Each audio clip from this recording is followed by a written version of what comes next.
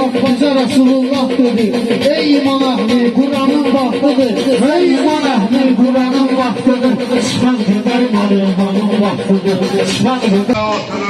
Ben de dedim şimşek olup sakanda. Ben de dedim şimşek olup sakanda.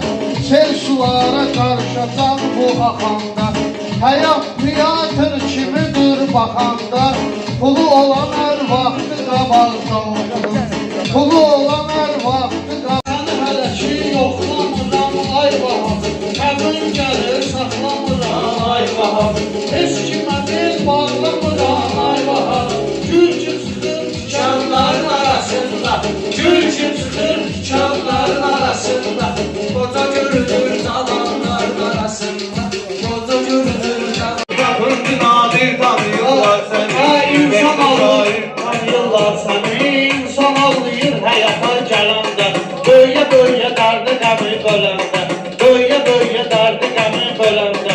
Bir halda ki yuyuluruq öləndə. Ay dünya kir tanıyırlar səni.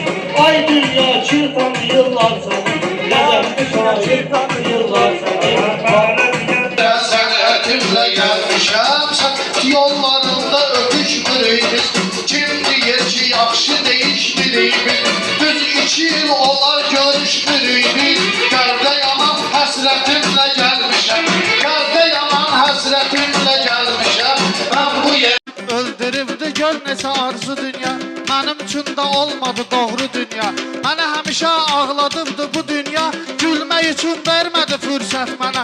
Gülmək üçün vermədi fürsət. Hasıl deşan sözlerimle şəst edim. Ama demədim canlarına qəst edim. Gəlmişəm ki xilidarı da məst edim. Söz hikmətli şərbətimlə gəlmişəm. Söz hikmətli şərbətimlə gəlmişəm. Mən bu yerə sənətimlə gəlmişəm. Mən bu yerə Sən zarafat eləyirəm sizi bağlı. Nə bilsin zəfəranın vaxtıdır. Nə bilsin zəfəranın vaxtıdır. Çıxar gedək imanın vaxtıdır. Bugün ağır imtihan dedim mənə. Ay maşallah andaman dedim mənə. Utanmadın zəfəran dedim mənə. Sənin üçün də zor falanın vaxtıdır. Sənin üçün də zor falanın vaxtıdır. Çıxar gedək imanın vaxtıdır.